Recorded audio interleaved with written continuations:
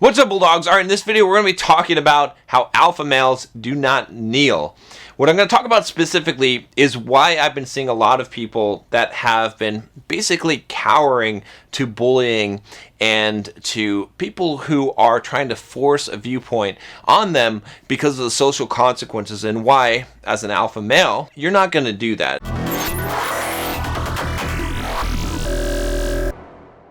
If you guys are just joining me for the first time, I'm John from BulldogMindset.com. On this channel, I teach you how to be a man. I teach you how to build financial independence, how to get the physique you want, how to get the girls you want, how to go from the victim mindset to the Bulldog mindset. If that sounds like something that interests you, make sure you click that subscribe button, click the bell so you get notifications when the new videos come out. And if you haven't already, guys, take the Bulldog quiz. It's a real quick quiz, 10 questions. It will tell you if you have the Bulldog mindset or not. There'll be a link in the description below as well. So, all right, guys, so with everything going on in the world today, all right, I've been seeing some stuff that I'm not too happy about, especially for us men. And I want to talk about, I want to kind of dissect what we're seeing a lot today, and in terms of the submission to pressure, right? I'm seeing so many people today basically submitting to social pressure, right? But, you know, I got to be real with you. I got to be genuine on this channel, and that's something that I've been really struggling with in my mind, right? You know, as I want to grow this channel and reach as many people as possible, I also want to make sure that I keep the element that is so important in this channel, which is being genuine. So it's important that I do not guard my words. So realize that I'm speaking plainly to you, okay? Even though that may offend some people, all right? So I've seen, you know, again, with everything going on with the George Floyd protests and the riots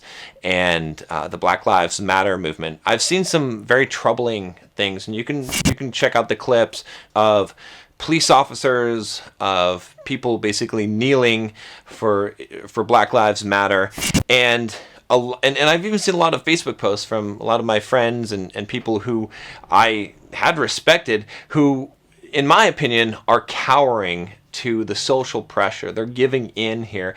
And I understand the perspective, right? I understand that if these people are coming at you with Black Lives Matter and they're telling you that you need to make a black square on your Instagram account, and if you don't do this, then you're a racist, I understand wanting to say, no, I'm not a racist. I want to show you guys, right? We call it virtual signaling, but maybe that's not what your intent is, but you just want to show that you are in support of this thing and that you're not a bad person, all right? And what I'm seeing, though, is that this is really a form of bullying, okay? And I'm seeing a lot of people submit to this. And I want to talk about why you're seeing this, and why this happens. Because, you know, again, I look through my Instagram feed, look through my Facebook feed, and I see so many people that I'm surprised, because I know their values and I know generally what kind of person they are, and I'm seeing them apologizing for their whiteness or apologizing for being racist when they're not really racist, and supporting the Black Lives Movement, which has a lot of things in it that they don't necessarily agree with. You know, I'm sitting there and I'm thinking, like, why are these people doing this thing? And what it comes down to is this idea of social pressure, right?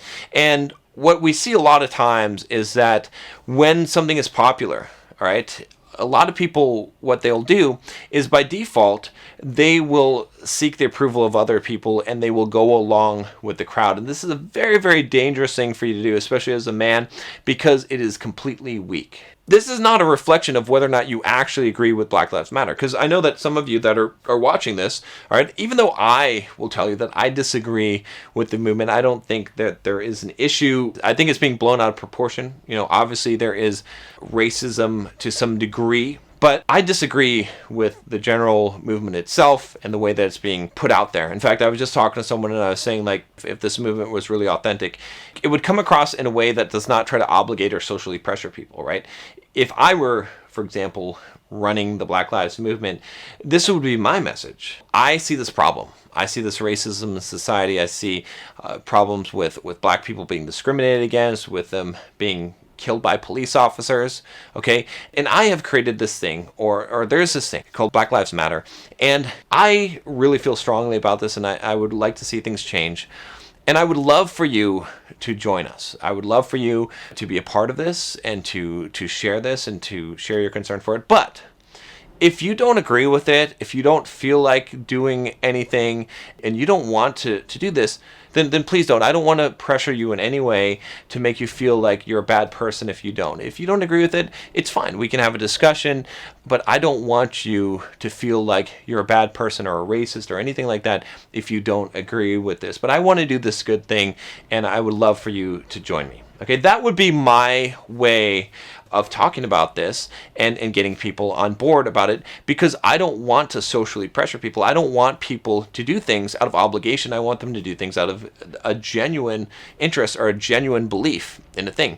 But that's not what's happening. Instead, what's happening is we're seeing people that are being shamed.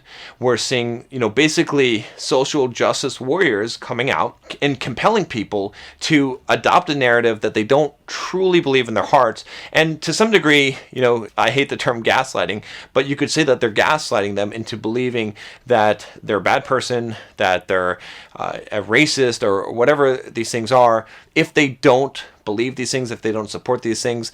One of the, I think, most alarming phrases I've seen is silence is violence. Okay? It's kind of ridiculous because it makes violence more trivial than it is, right? Punching someone, attacking someone, physically assaulting someone is violence. Words are not violence. Ignoring a thing is not violence. Not supporting a thing that you don't believe in is not violence. Okay? Now, I would agree with the idea that if you see someone being abused on the street, someone being beat up, someone being brutalized, and you stand by and do nothing, that you are in some way complicit with that action, right? That, that quote that all that has to happen for evil to exist in the world is for a good man to see something and do nothing. I would agree with that statement. I don't remember where that quote comes from, but I would not equate it to violence or committing violence against people. Okay. But the whole point of this, what I really want to emphasize and get across to you guys, is to understand that it's very important for you to not allow social pressure to determine your actions and your views on things. Because what happens is that one person posts this, right? They kind of bully some people. They use some rhetoric in order to make you feel guilty or feel bad. And then pretty soon, if you're not doing it, you're feeling like you're a bad person, or really you're probably not even feeling like that. You're feeling like you need to step up and show your support for something that you don't necessarily support. And it could actually change your views where you're convinced of something that you don't actually really believe in your heart, but you're doing this in order to appear to go with the crowd or to appear to not be a bad person. And it's really important that you step up against this and that you speak out, in fact, against this. And you need to be concrete in that and not allow outside influences to determine that, right? So many people I see today are cowering to this oppression, and they are basically taking a knee in many cases where they wouldn't have taken a knee except for the fact that they see so many other people in support of it. And I know the arguments against this, but you have to really question, would you be doing this thing if no one else were supporting it? What if it were flipped the other way? What if there was this whole Black Lives Matter movement and people were doing Blackout Tuesday, but no one was doing it? Everyone was saying, this is wrong, I don't agree with this. Would you then be doing it, right? That's the real question you have to ask yourself. And, if you've been guilty of it, okay, because I've done this myself, right? I have been guilty in the past of being a person who was influenced by other people, but I had to free myself from that. And that's one of the reasons why I created this channel. This is one of the reasons why I fight so hard against the victim mindset, is because I want you to stand strong on your own as a man and to decide that no matter what the world thinks of me, I'm going to live by my beliefs, I'm going to live by my values, and I'm going to stand by those things, and I'm not going to bow, I'm not going to cower, I'm not going to take a knee just because someone wants me to, or because I feel this social pressure, right? And I realize, I'm a realist. I realize that in the world that we live in today, that there is a lot of social pressure, that, social justice warriors can take your job. Believe me, social justice warriors, if you want to check out my video on how I became the most hated man in tech, they tried to destroy me, okay? They literally got my book unpublished. They got my courses removed from Pluralsight. It cost me hundreds of thousands of dollars, but I did not bow. I never will, and I will not take a fucking knee, okay? It doesn't matter what personal cost you bring to me, I will not do it. the greatest thing that you have is your character, who you are as a man. If you are willing to give that up for a small price, then you don't have very much value as a person, as a man, as a human being. And, and I say this out of love, guys. I say this out of caring for you, hoping that you'll realize that that is the most important thing. It's going to be a lot more important than, the temporary discomfort of people not liking you. Right? There's a really good book I'll recommend that you read as well, which is called The Courage to Be Disliked. We'll put a link up here and in the description below. But I would also recommend that you read that book as well, and that you stand strong, guys. The world may be against you. Believe me, I've stood here so many times. So many people hate me. Okay, I'm a very hated man in many areas, right? A lot of MGTOW guys hate me. A lot of feminists hate me. They think I'm sexist, right? A lot of Jordan Peterson fans now hate me because I dared to make a video against Jordan Peterson. And so many people said, John, why wouldn't you just take down this video? You should clearly you're wrong. You should take down this video.